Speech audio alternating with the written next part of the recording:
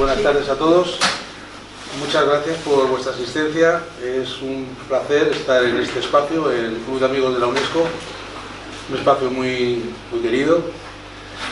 Un espacio, gracias por vuestra cesión del espacio, por vuestra colaboración. Y vamos a empezar una serie de actos por parte de Casa Rusa, en colaboración con el Club de Amigos de la UNESCO, tener este espacio, mientras que de momento nosotros, Casa Rusa, no tiene una sede oficial en Madrid. No sabemos el tiempo que va a durar, esperemos que, como todo, tenga pronta solución. De momento, pues vamos a colaborar con este espacio y le agradecemos mucho a la Junta Directiva y a todos los socios del Club de Amigos de la UNESCO la oportunidad que nos dan de poder celebrar estos actos. Quiero cederle la palabra a la directora de Casa Rusa, Caterina Zurabrieva. Va a dirigirse a ustedes para dar unas palabras de bienvenida, por favor.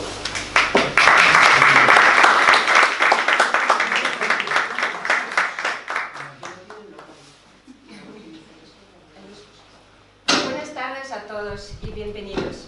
Desde Casa Rusa en Madrid queremos agradecer su presencia en este acto dedicado al 130 aniversario de Sergei Yesenin y a la presentación del libro de José Andrés Álvaro Ocares, Agustín Argüelles Manso, un niño de la guerra asturiana de la URSS. Este acto une dos memorias que dialogan entre sí: la memoria de los niños de la guerra españoles que encontraron en la Unión Soviética refugio, educación y esperanza, y la voz del gran poeta ruso Sergei Yesenin, cuyo legado sigue inspirando la sensibilidad y el diálogo entre nuestros pueblos. Hoy tenemos el honor de presentar el libro de José Andrés Álvaro Ocares, una obra que rescata la historia de un escritor, poeta y traductor que supo tender puentes entre España y Rusia a través de la literatura y la memoria. La conexión con Yesenin no es casual. Agustín Argüelles Manso, protagonista de esta obra, fue uno de los niños de la guerra que crecieron en la Unión Soviética y ahí tradujo al español los versos de Sergei Yesenin. Gracias al trabajo de José Andrés Álvaro Ocares, esas traducciones han sido publicadas y hoy podremos escuchar algunas de ellas.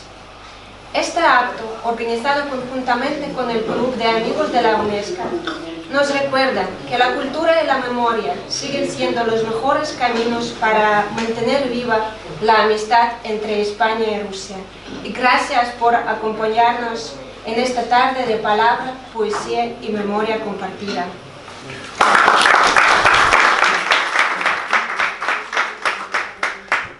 Muchas gracias, Caterina. Bien, un par de palabras con respecto a nuestro amigo. Todo siempre se establece. En principio somos todos desconocidos y luego las labores, los afanes que hacemos, que nos mueven, que nos guían, son las que nos hacen establecer esas amistades.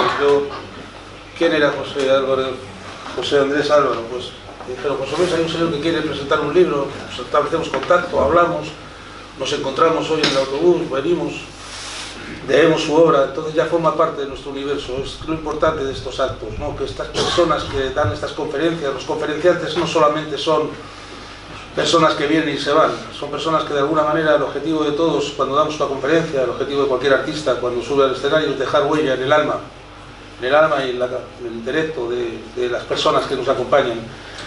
Es un amigo, he comienzo una amistad con José Andrés.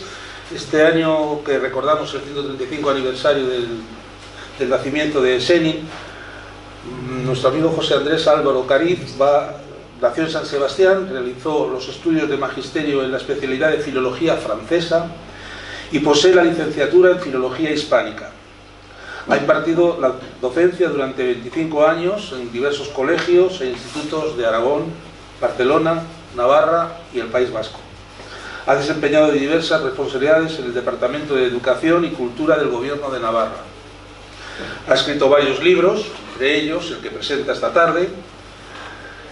Ha ofrecido unas 350 conferencias y recitales poéticos, tanto a nivel nacional como internacional. Ha formado parte de jurados de premios literarios, colabora asiduamente en medios de comunicación, ha publicado artículos en prestigiosas revistas y ha sido comisario en varias exposiciones. esperando que este acto sirva para conocer mejor a Yesenin, conocer mejor su obra, a través de un niño de la guerra que los tradujo, pues cedemos la palabra a nuestro ponente. Quería también puntualizar y agradecer a una alumna de nuestra teatrala de Masterskaya de Casa Rusa. Querían más alumnos venir. Del día 25 en Casa Mesa Burgos tenemos una velada poética donde los alumnos del taller de teatro de Casa Rusa vamos a rendir un homenaje a Yesenin.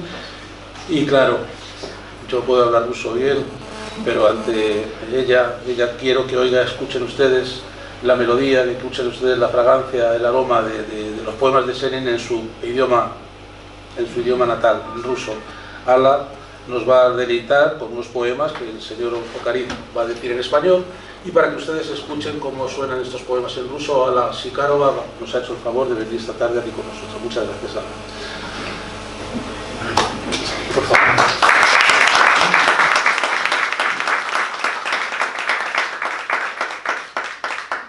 Señoras y señores, muy buenas tardes.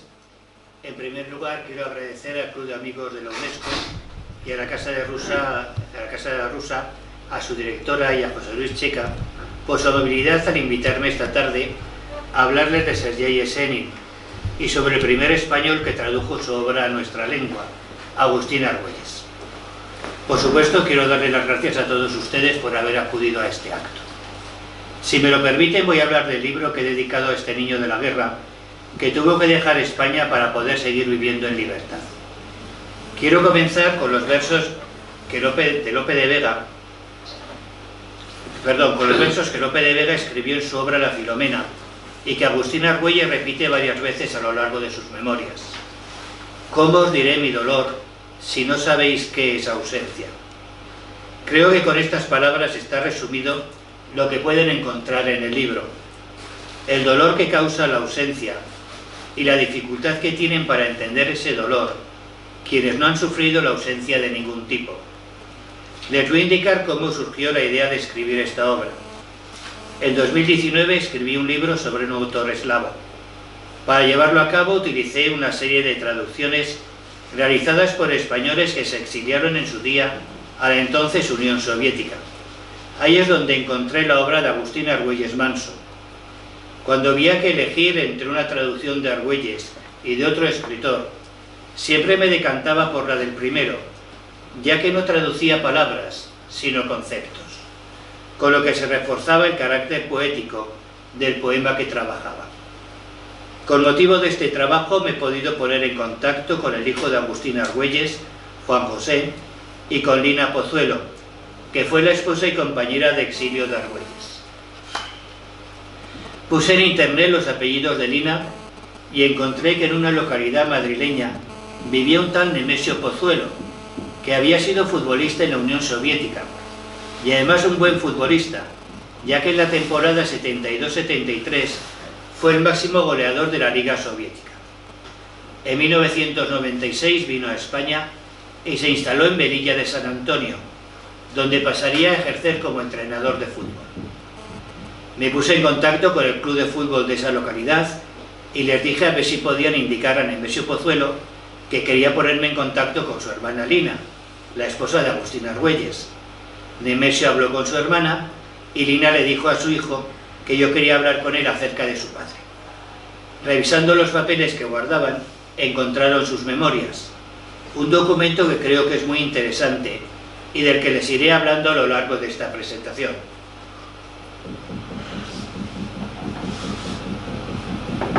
El libro tiene 3 grandes apartados. En el primero de ellos van a encontrar las memorias de Agustín Argüelles, que abarcan desde 1934, desde la Revolución de Asturias, hasta la muerte de Franco. Coincide que en la Revolución de Asturias el único civil al que mataron fue un tío de Argüelles. El único civil que fusilaron, fusilaron. Creo que son un documento histórico importante para conocer cómo fue ese periodo de nuestra historia y cómo era la vida de los exiliados españoles en la Unión Soviética. En el segundo de los bloques hemos realizado una antología de los poemas que tradujo, incluyendo una pequeña biografía de cada uno de los autores en cuestión. Y en el tercero, como no podía ser menos, hemos llevado a cabo una selección de sus poemas personales. Agustín Argüelles Manso nació en Oviedo en 1927. Vivió en la Unión Soviética desde 1939 hasta 1990. En 1960 se licenció por el Instituto de Literatura Máximo Gorki de Moscú. Trabajó de redactor en Radio Moscú, de traductor en Editorial APN, también de Moscú hasta la jubilación. En 1990 se repatrió con su familia a España y falleció en Madrid en el año 1994. Su labor esencial en la Unión Soviética fue la divulgación de la literatura española. Entre sus obras destacan El romancero de la guerra española, Antología de la poesía española contemporánea, en colaboración con Vicente Arana, que Vicente Arana también se repatrió a España. Su hijo ejerce de dentista como el hijo de Argüelles. Bueno, y parece que no quiere hablar de estas cosas como así como el hijo de Argüelles, sí, ¿no? Pero bueno, y hubiese sido interesante conocer la opinión del hijo de Vicente Arana, ¿no? Antología de la novela corta y el cuento español del siglo XX, en colaboración con Nicolás Tomaszewski, destacado hispanista soviético. Escribió prólogos, reseñas para obras de Lope de Vega, Quevedo, Juan Goytisolo, José Soler Puig, Alfonso Sastre. Colaboró con escritores como los Goytisolo, Ángela Figuera, que es la que aparece en la portada del libro, o José Miguel Ullán. Publicó un libro de poesía, Pajaritas de papel, así como cuentos y poemas en la revista Papeles de Sonar Madams, de Cela, y otras. Fue el primer español que tradujo a lo ruso Lermontov y Yesenin, y también fue el autor de diversos guiones para Radio Moscú, conjuntamente con Vicente Arana. Preparó también una antología de la poesía española de los siglos XIV al XX. Este escritor fue uno de los llamados niños de la guerra. Ante el avance de las tropas franquistas, su madre tuvo que marchar al exilio con dos de sus hijos, Agustín y Mercedes. La primera etapa del exilio fue Francia, y luego recalaron en la antigua Unión Soviética. Porque es necesario reivindicar a estos españoles que, como Argüelles, tuvieron que abandonar su patria y acogerse en otras tierras que les permitieran vivir en libertad. Hemos pensado publicar este libro para visibilizar a esa generación de la que se habla poco o nada y que produjeron una cultura muy estimable. Voy a comentar brevemente lo que podemos encontrar en sus memorias. A través de sus ojos de niño, vamos a percibir cuáles son sus sensaciones durante la guerra civil. El 13 de octubre del 36, los milicianos ocuparon nuestro barrio y nosotros salimos por el Arenero. Llegamos a Coyoto y nos metieron a todos los vecinos en la fábrica del Águila Negra. Por todas partes había etiquetas y botellas vacías. Allí encontramos a mi tío Claudio, que había huido de Oviedo. A mi padre no lo veíamos desde que estalló la rebelión. Muy pronto en un coche nos llevaron a Gijón, a mi madre y a mi hermana, y a mí. Fuimos a vivir al Hotel Savoy, donde vivían unos tíos míos. Me acuerdo que era al lado del muelle. No sé cuántos días vivimos allí. Después pasamos a vivir a la calle del Marqués de Casavaldés. Como mi madre era maestra nacional, el Ministerio de Instrucción Pública la destinó a trabajar a Nava.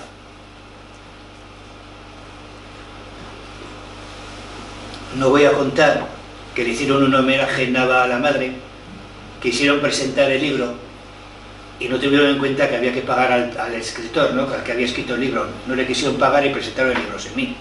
Sí. Es muy curioso. Es la primera vez que presentaba un libro sin mí, ¿no? Es llamativo, ¿no? Es como el Espíritu Santo, ¿no? Que no... Sí, que piensa que tenemos que dormir en un banco público y colarnos en un autobús. Vivir del aire como las ranas. Cosas así, ¿no? Pero ellos bien viven de la... En fin. De Gijón salen en barco a Burdeos y de ahí van a Barcelona. De Barcelona partirán al exilio. De nuestro refugio francés van saliendo poco a poco las gentes. Nos llegó a nosotros el turno.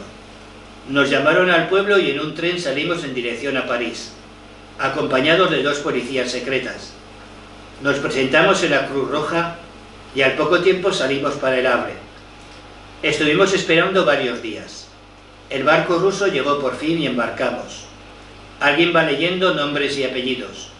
Subimos la escalerilla. Estábamos en el María Urianova. Ondeaba la bandera roja y el martillo y la hoz. Me acuerdo que en nuestra ruta, durante nuestra travesía, topamos con muchos barcos alemanes que llevaban la bandera de la Cruz Gamada. Yo y otros niños desde la cubierta les amenazábamos con el puño. Llegan a Leningrado y son destinados a Kharkov y de ahí a Krasnodivodo, donde había un colegio residencia que albergaba a unos 200 niños. En 1941, debido al ataque alemán a la Unión Soviética, son evacuados a Moscú. Al poco tiempo se trasladarán a una ciudad llamada Virak. En el verano del 44 regresan a los alrededores de Moscú, a una aldea llamada Golokovo.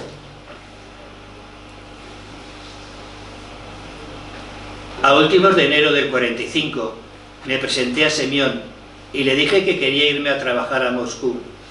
Él hizo gestiones y me colocó en una fábrica de aviación, la número 45, que producía motores. Me dijo que allí había una colectividad de españoles y que viviría en una residencia. Su madre trabaja en un sovjós en Simferopol, Crimea, y decide ir a vivir con ella. Además de trabajar, entra a formar parte de un equipo de fútbol. Hace ya varios domingos que juego en el equipo de Bielogorsk, en el Spartak. Seguramente hago buen papel, porque el alcalde llama al director del sovjós para que me libere de vez en cuando del trabajo.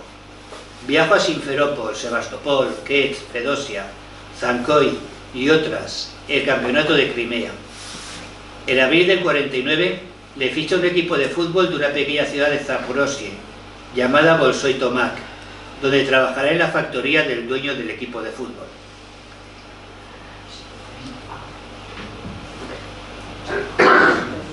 En 1953 empieza a estudiar en el Instituto Pedagógico de Kiev. Nada más llegar me compré un receptor de radio para saber lo que pasaba en el mundo. Lo puse en la habitación y todos los días escuchaba la Pirenaica, Radio Nacional de España y Radio Moscú en español. En esta última se practicaba el envío de cartas radiales a la patria, a todos los familiares. Todos los días salía alguien contando cómo vivía, qué hacía. Se notaba que todos leían lo que iban diciendo. Un día escribió una de esas cartas a sus padres, en Bilbao, un tal Arana. Decía que estudiaba en el Instituto de Literatura Gorki, que aquí admitían después de hacer una prueba literaria, poesía, prosa, teatro. Escribió una carta al amigo Arana, preguntándole más detalles. Me contestó a vuelta de correo. Me pedía le enviase poemas, lo que quisiese. Recogí unos 20 y se los mandé. Estaban escritos en español, y él mismo hizo una traducción literal. Los enseñó su profesor, el hispanista Nikolai Tomaszewski, y los entregaron a la comisión. Es admitido en el Instituto de Literatura Gorki, concretamente en tercer curso. Allí va a conocer a los autores soviéticos de su generación y va a trabar amistad con un escritor español, Vicente Arana. Comienza a traducir autores rusos al español y entra en contacto con autores españoles como Blas de Otero, con quien se encuentra en Moscú, Juan Goytisolo, a quien visita en París, Ángela Figuera, que aparece en la portada del libro. Participa en actos de homenaje a Miguel Hernández. Dirá, por estos años aparece la segunda golondrina literaria, Blas de Otero. Arana y yo conversamos con él sobre la poesía española. Nos preguntan muchas cosas de nuestra vida aquí, pero siempre nos interrumpe el guardaespaldas o intérprete, que va como una sombra detrás de él. ¿Quién te puso a ese tipo? Balaguer y Jesús. Oye, es cargante este Martínez, y no sé cómo sacudírmelo. Entre paréntesis, uno de mis libros se titula El Madrid de Blas de Otero. En él hablo pues, de la vida de Blas de Otero en Madrid. Porque, claro, Blas de Otero era de Bilbao, pero pasó toda gran parte de su vida en Madrid. Y ahí incluyo los poemas que dedicó a la Unión Soviética cuando el centenario de la Revolución, que pasó un poco así sin pena ni gloria, y ahí tenemos la obra de Blas de Otero de la que se habló muy poco en el año 2017.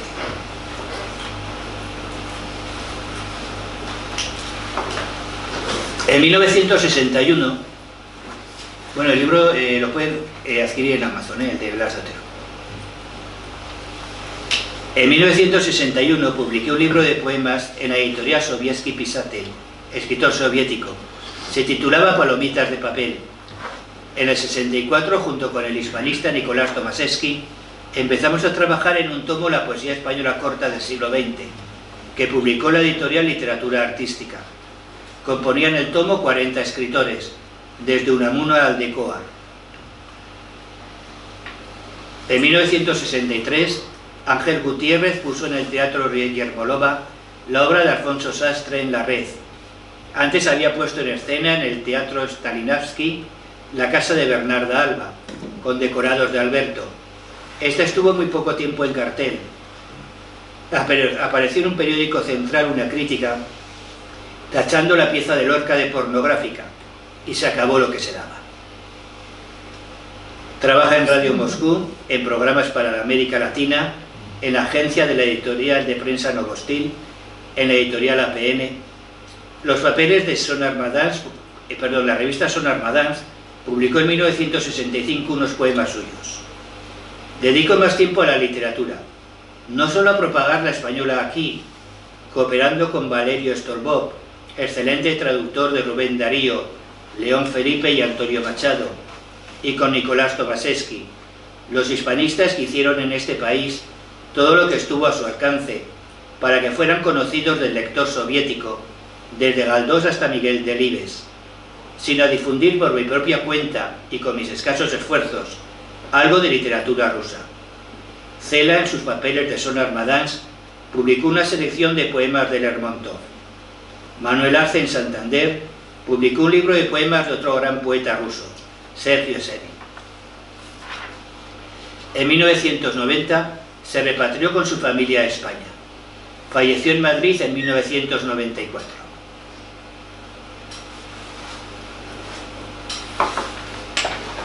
Ya que hemos citado a Mikhail Lermontov, permítanme que recite dos poemas de este poeta ruso traducidos por Argüelles. Estas traducciones, como hemos indicado, fueron publicadas en los papeles de Sonar Madans en agosto de 1966. El primero se titula Elegía. A mi generación contemplo con angustia. Su mañana lo veo tenebroso o desierto. Bajo el fardo del saber y de la duda, tendrá que envejecer por inacción. Nacimos casi ricos de errores cometidos por nuestros deudos, por sus rancios ingenios.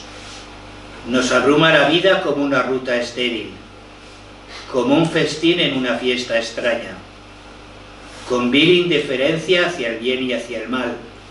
Sin lucha nos mustiamos al iniciar la empresa. Ante el peligro somos pusilánimes, y frente al poderoso unos ruines esclavos. Así, el enteco fruto que madura a destiempo, sin alegrar el paladar y la mirada, pende huérfano entre las fugaces flores, que se marchitan cuando el fruto se desploma. Abrumamos la mente con ciencia sin sentido, ocultando envidiosos de amigos y parientes la mejor esperanza, la palabra más noble, por carecer de fe en nuestras pasiones. Apenas degustamos la copa del placer. No sabemos guardar el vigor juvenil, teniendo la saciedad en cada alegría. Vertemos para siempre nuestras sabias mejores. El ensueño del verso, los tesoros del arte, no deleitan a nuestra inteligencia. Mezquinamente guardamos en el alma el inútil tesoro del sentir que nos resta, y sin ofrendar nada ni al odio ni al amor, odiamos y amamos casualmente. Y el alma alberga no sé qué frío insólito, cuando hierve el fuego en nuestra sangre. Las bacanales de los abuelos nos hastían, su ingenuo desparpajo y su infantil lascivia. Sin dicha y sin gloria a tumba volamos, volviendo hacia atrás burlones la cabeza. Cual triste muchedumbre, olvidada al instante, pasaremos en silencio sin dejar rastro, sin legar a los siglos una válida idea, ni una labor comenzada con genio. Con rigor de juez y ciudadano, los nietos con verso despectivo nos maldecirán, con la sonrisa amarga del hijo defraudado, por el padre que despilfarró sus bienes.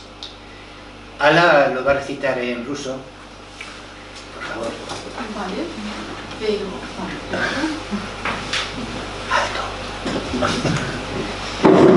Primero, sí, el abrigo del centro. ¿Eh? Есенин? No, el первый стихотворение Лермонтова. Хорошо. То есть стихотворение Лермонтова называется «Дума». Печально я гляжу на наше поколение, его грядущее или пусто, или темно. Меж тем, под временем познания и сомнения, в бездействии состарится оно. Богаты мы, едва из колыбели, ошибками отцов и поздним их умом. И жизнь уж нас томит, как ровный путь без цели, как пир на празднике чужом. К добру и злу постыдно равнодушны, в начале поприща мы вянем без борьбы, перед опасностью позорно малодушны и перед властью презренные рабы. Так тощий плод до времени созрелый, ни вкуса нашего не радуя, ни глаз, висит между цветом пришлец осиротелый, и час их красоты, его падения час. Мы иссушили ум наукою бесплодной, тая завистливо от ближних и друзей, надежды лучшие и голос благородный, не верим осмеянных страстей. Едва касались мы до чаши наслаждения, но юных сил мы тем не сберегли, и с каждой радости, боясь пресыщения, мы лучший сок навеки извлекли. Мечты поэзии, создание искусства, восторгом сладостным наш ум не шевелят. Мы жадно бережем в груди остаток чувства, закрытой скупостью и в бесполезный склад. И ненавидим мы, и любим мы случайно, ничем не жертвуя ни злобе, ни любви, и царствует в душе какой-то холод тайный, когда огонь кипит в крови. И предков скучны нам российские роскошные забавы, их добросовестный ребяческий разврат. И к гробу мы спешим без счастья и без славы, глядя насмешливо назад. Толпой угрюмую и скоро позабытой над миром мы пройдем без шума и следа, не бросивши векам ни мысли плодовитой, ни гением начатого труда. И прах наш со строгостью судьи и гражданина потомок оскорбит презрительным стихом, насмешкой горькую обманутого сына над промотавшимся отцом.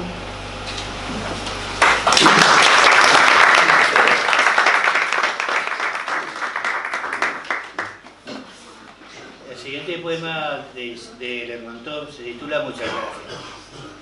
Muchas gracias por todo, muchas gracias.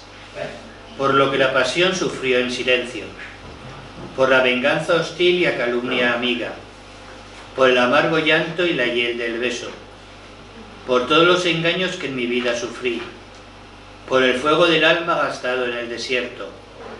Haz de tal modo que desde este instante no dure mucho mi agradecimiento. En 1967 la editorial santanderina La Isla de los Ratones publica un libro de Argüelles sobre Sergei Yesenin. En el prólogo nos habla de este poeta ruso. Empleando sus propias palabras, puede decirse que Sergio Yesenin es el último poeta campesino de la Rusia prerevolucionaria.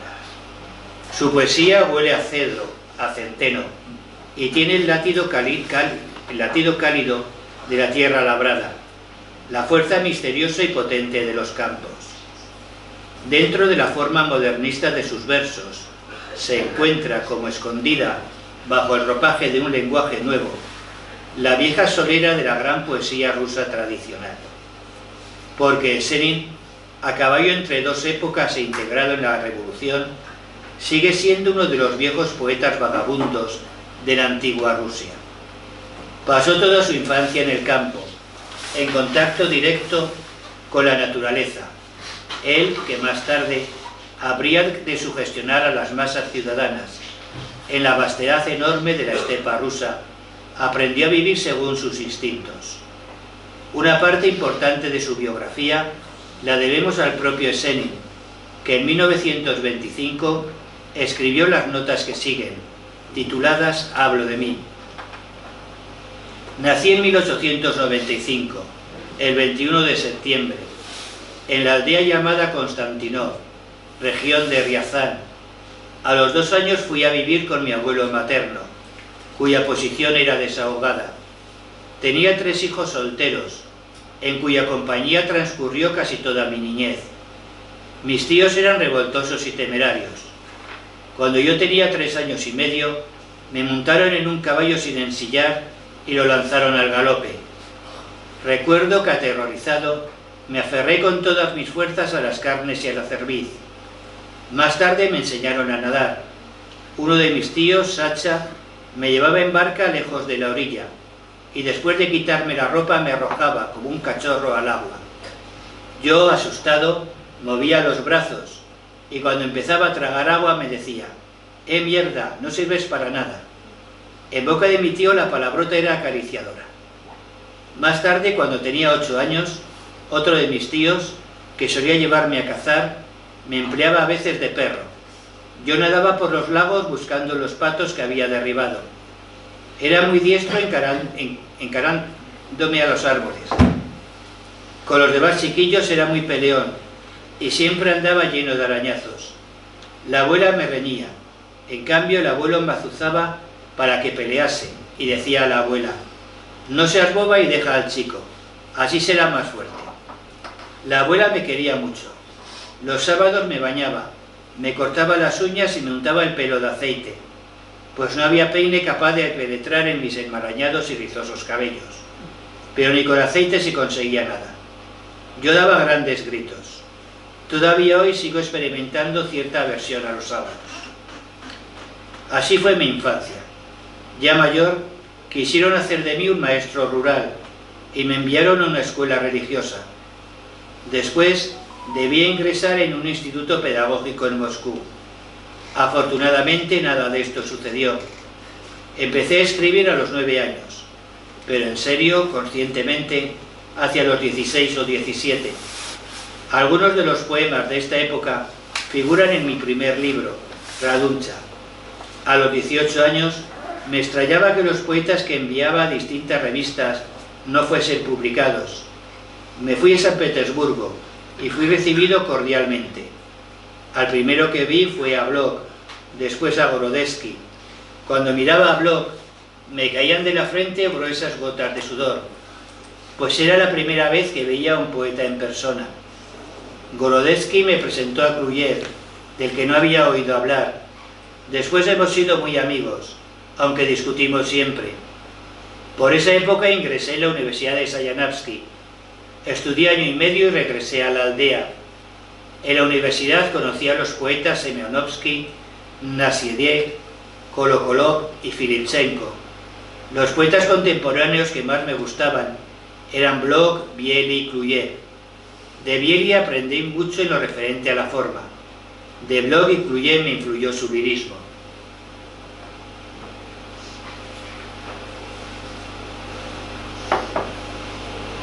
En 1919, con otros amigos, publiqué el Manifiesto de los Imaginistas. El imaginismo era una escuela poética formal que queríamos entronizar, pero que al no tener tierra bajo los pies, murió por sí sola, dejando la verdad a la imagen orgánica. De muchos de los poemas religiosos que escribí renunciaría con gusto, pero creo que fueron importantes en mi camino de poeta. Desde los 8 años, mi abuela me llevó hasta que fui adolescente a muchos monasterios e iglesias. En nuestra casa estaba llena a menudo de peregrinos y peregrinas que recitaban toda clase de poemas religiosos. Mi abuelo era todo lo contrario. Le gustaba mucho beber y siempre organizaba fiestas en la casa. Al dejar mi aldea natal, medité durante mucho tiempo sobre mi formación social. En los años de la Revolución estuve al lado del pueblo, pero entendía la revolución a mi modo, como un campesino.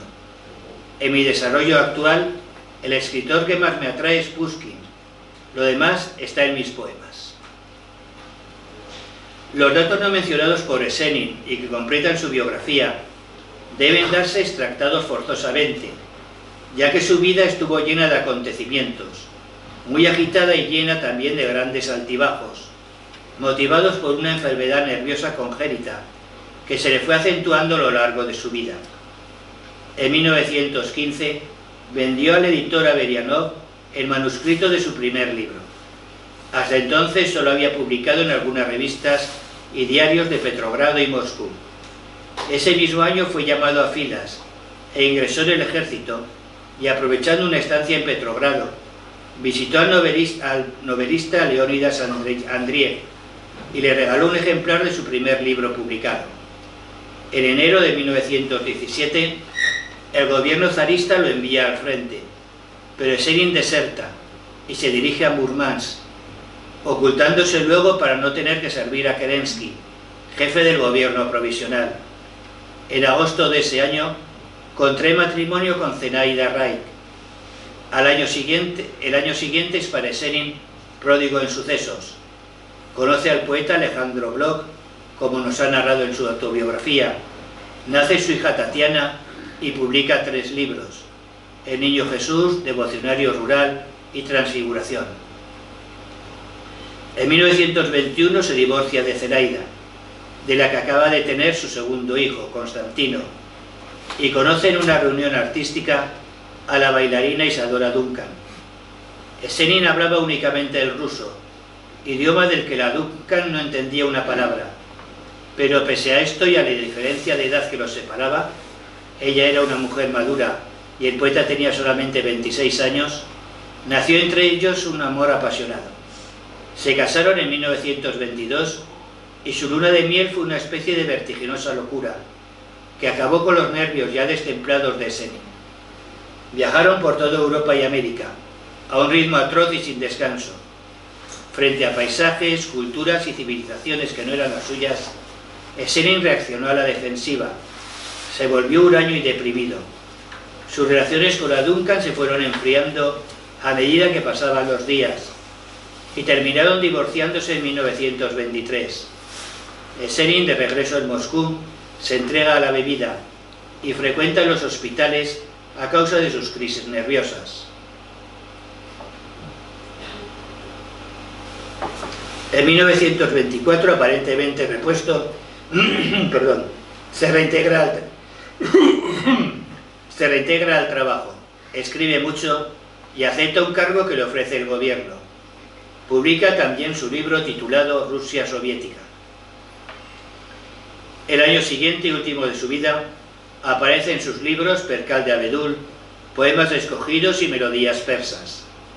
En septiembre se casa por tercera vez en Moscú con una nieta de Tolstoy. Sus crisis nerviosas reaparecen, agravadas. En la madrugada del 28 de diciembre de 1925, Sergio Esenin se cortó una vena y luego se ahorcó con una cuerda ajustada a uno de los tubos de la cañería de la habitación que ocupaba en el Hotel Inglaterra de Leningrado.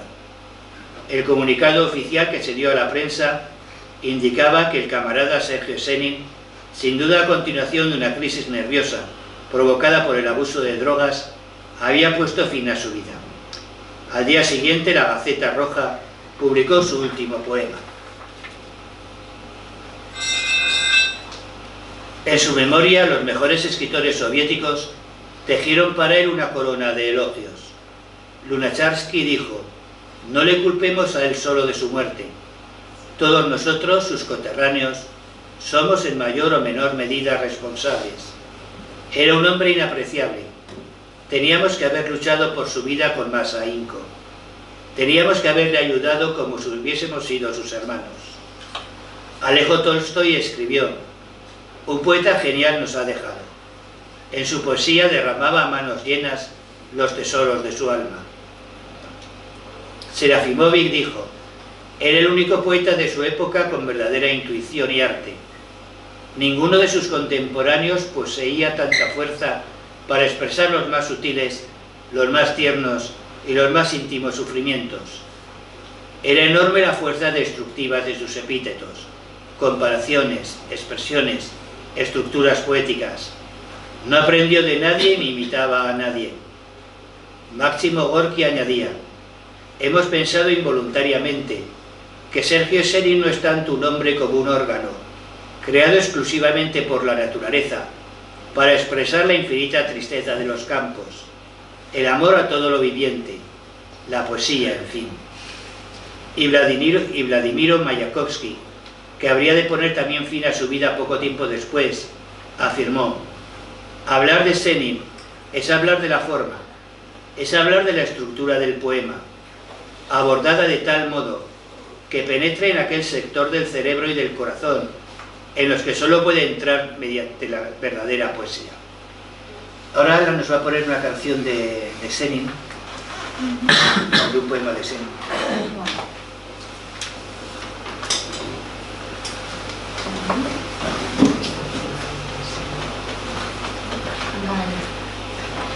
Esta canción se llama «Como otros desiertos se le dice». Uy, no lo sé. No lo sé. Отговорила роща золотая. Отговорила роща золотая, como una bosque con... Rosas es el rocío dorado, habló el rocío, el saco del rocío dorado. A las últimas palabras del verano, a lo mejor, ¿sí? Atgabarila, decir las últimas palabras del rocío veraniego, podría ser. No, gracias por esta canción que se la he pedido especialmente a Ala, porque esta canción es la que nos daban allí en el Kitis de Moscú, cuando estudiábamos canto. Allí nos enseñan canto, esgrima, movimiento escénico, y recuerdo a una profesora todos los días, con un piano enorme, ella con su permanente, y todos los días con esta canción, Atgabarila, y me enseñó a cantar. Y Cántala. No, la canta Ala, que la canta mejor que yo, pero el otro día recordando esta canción, por eso una canción de Senin, es que sus poemas son muy dados a canción y tiene muchas versiones musicales, sus poemas yo los recomiendo, igual que os recomiendo el último poema, no lo tengo aquí, eso lo escucháis el día 25 en Casa Mesa Burgos, el último poema que recitó con su propia sangre, cuando se suicidó o le suicidaron en el Hotel Inglaterra de San Petersburgo, de Leningrado, en aquella época. Él escribió con su propia sangre un poema muy bonito, un poema cortito, y bueno, es un poeta que es muy querido, es un poeta que es muy sincero, tiene cosas y también muy líricas. Bueno, habéis escuchado la aventura que tuvo con Isadora Duncan, y bueno, esta canción concretamente se la he pedido a Ala, que canta mejor que yo, y por favor, Ala. Vale. Me voy a poner una melodía, ¿vale? Para que está más... Canta sin miedo, que es lo primero que tiene que tener un cantante. Un cantante no tiene que tener miedo.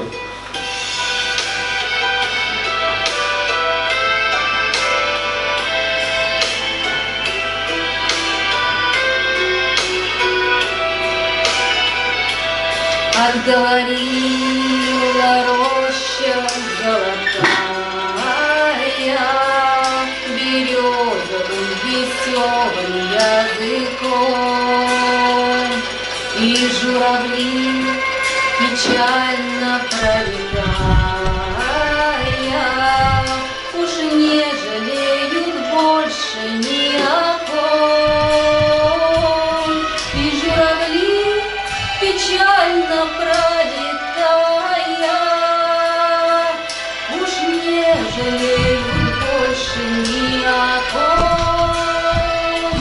Стою один среди равнины голой, а журавлей относит ветер вдаль. Я полон дум о юности веселой, но ничего в прошедшем мне не жаль. Я полон дум о юности веселой, но ничего о прошлом мне не жаль. Не жаль мне лет, натраченных на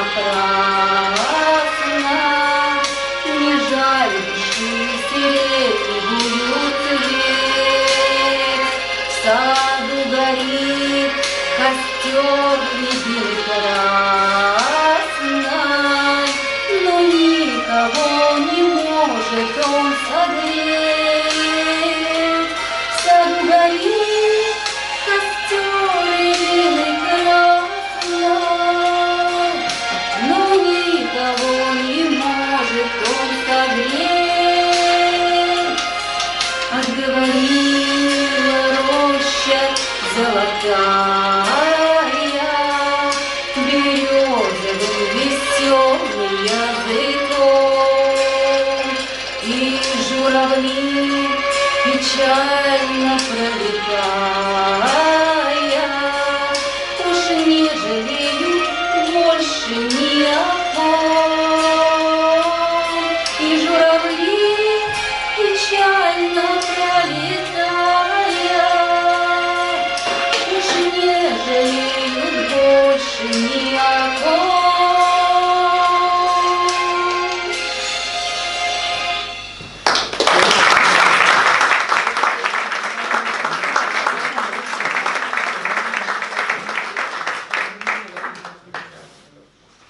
Estos son algunos de los poemas que aparecen en el libro. Al abrigo del centeno. ¿Puede estar? Sí. Gracias. Al abrigo del centeno, sobre pajizas esteras, 7 cachorrillos rubios. Al alba parió la perra. Hasta entrar la noche, estuvo peinándoles con la lengua. Debajo del vientre tibio, fluía la nieve muerta.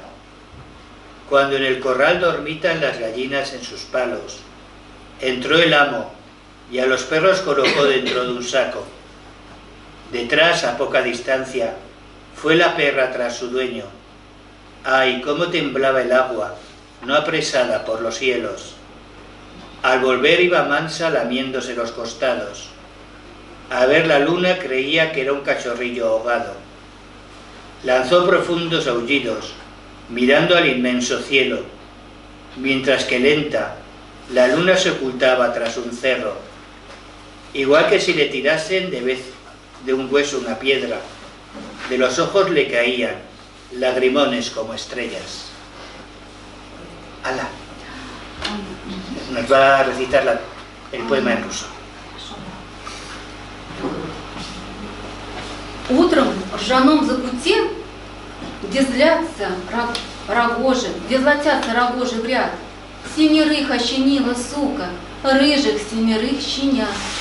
До вечера она их ласкала, причесывала языком, и струился снежок податный под теплым ее животом. А вечером, когда куры обсиживают шесток, вышел хозяин хмурый, 7 всех поклал в мешок. По сугробам она бежала, успевая за ним бежать, и так долго, долго дрожала воды незамерзшей гладь. А когда, чуть плетясь обратно, слизывая пот с боков, оказался ей месяц над хатой, одним из ее щенков. В синюю высь звонко глядела она, скуля, а месяц скользил тонкий и скрылся за холм в полях.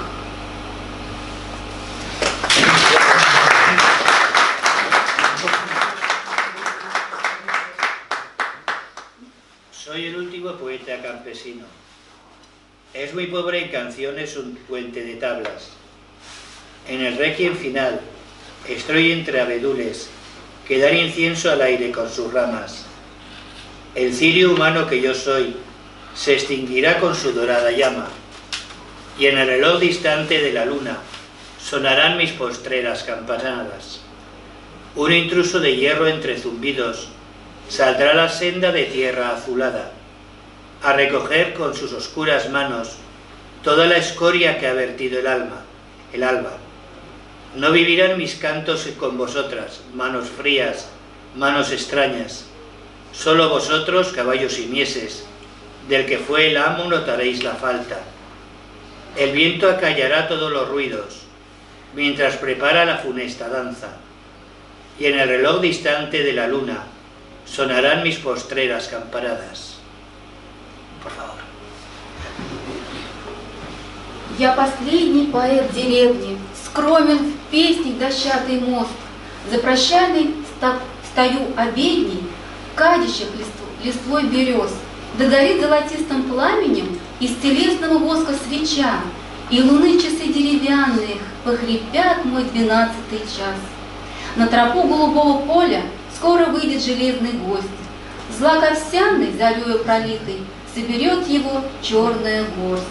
Неживые, чужие ладони, этим песням при вас не жить, только будут колосья кони, о хозяине старом тужить. Будет ветер сосать их ржанье, панихидный справляя пляс. Скоро, скоро часы деревянные прохрипят мой 12-й час.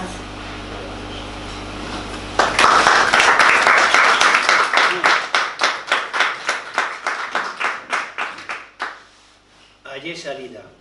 Sin retorno dejé los campos que más quiero. Ya no murmurarán las hojas de los chopos sobre mis sienes. Sin mí la casa se derrumba. Mi viejo perro ya no está.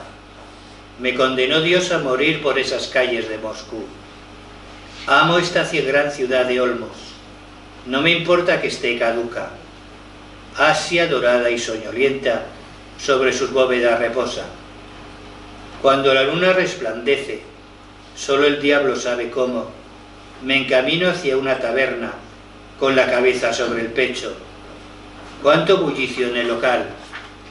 Desde la noche hasta la aurora, leo poemas a las putas y bebo vino entre ladrones. El corazón me late a prisa y les hablo de cualquier cosa. Yo soy uno como vosotros y no puedo echarme atrás. Sin mí la casa se derrumba. Mi viejo perro ya no está. Me condenó Dios a morir por esas calles de Moscú. Да, теперь решено без возврата. Да, теперь решено без возврата. Я покинул родные поля. Уж не будут листвою крылатой надо мной звенеть тополя. Низкий дом без меня сутулится, старый пес мой давно издох. Над московских изогнутых улицах умереть, знать, судил мне Бог. Я люблю этот город вязевый, пусть обрюзг он и пусть одрях, золотая дремотная Азия опочила на куполах. А когда ночью светит месяц, когда светит черт знает как, я иду, головою свисясь, переулком в знакомый кабак. Шум и гам в этом логове жутком, но всю ночь напролет до зари я читаю стихи проституткам и с бандитами жарю спирт. Сердце бьется все чаще и чаще, и уж я говорю не впопад. Я такой же, как вы, пропащий, мне теперь не уйти назад. Низкий дом без меня ссутулится, старый пес мой давно издох. На московских изогнутых улицах умереть, знать, судил мне Бог.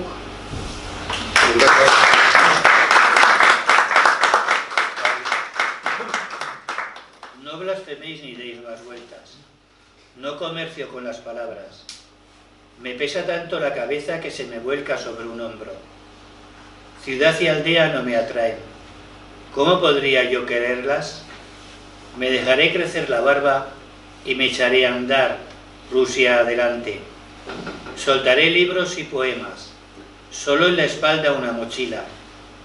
Qué bien canta a los vagabundos el viento en medio de la estepa. Apestaré a cebolla y rábanos, turbaré la paz de la tarde, cuando me suene con los dedos. Haré un sinfín de tonterías. No necesito más fortuna que olvidar y escuchar el cierzo. Es que sin esas cosas locas no sé vivir en este mundo.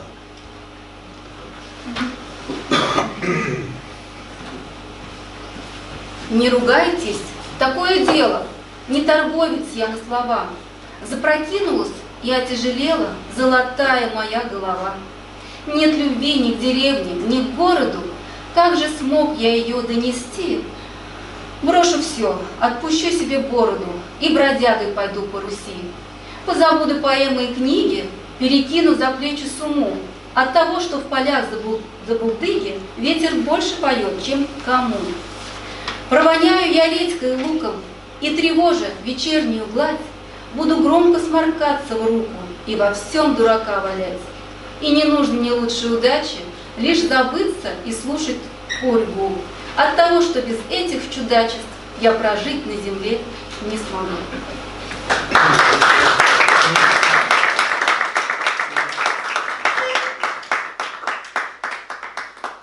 Al perro de cachalot: dame tu pata allí, me traerá suerte. Pata como esta no la vi en la vida. Ladremos juntos esta noche quieta, a la faz de la luna que nos mira. Dame tu pata allí, me traerá suerte. Pórtate bien, no te relamas tanto.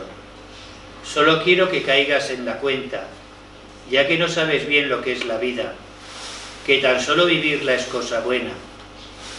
Sé que tu amo es amable y distinguido, que su casa frecuentan caballeros, y todos ellos sonriendo quieren acariciar tu piel de terciopelo.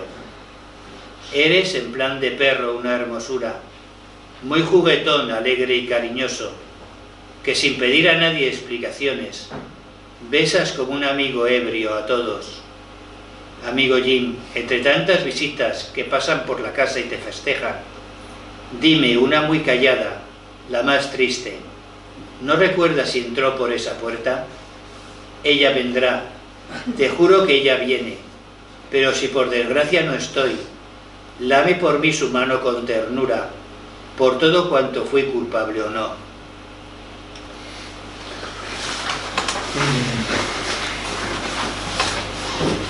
Дай, Джим, на счастье лапу мне. Такую лапу не видел я и сроду. Давай с тобой полапаем, давай с тобой полаем при луне на тихую, бесшумную погоду. Дай, Джим, на счастье лапу мне. Пожалуйста, голубчик, не лежись. Пойми, со мной хоть самое простое, ведь ты не знаешь, что такое жизнь. Не знаешь ты, что жить на свете стоит. Хозяин твой и мил, и знаменит, и у него гостей бывает в доме много, и каждый, улыбаясь, норовит тебя по шерсти бархатной потрогать.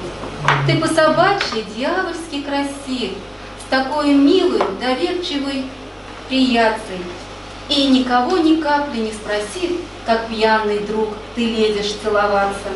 Мой милый Джим, среди твоих гостей так много всяких и не всяких было, но та, что всех безмолвней и грустней, сюда случайно вдруг не заходила, она придет, даю тебе по руку, и без меня, ее уставясь взгляд, ты за меня лизни ей нежно руку, за все, о чем был и не был виноват.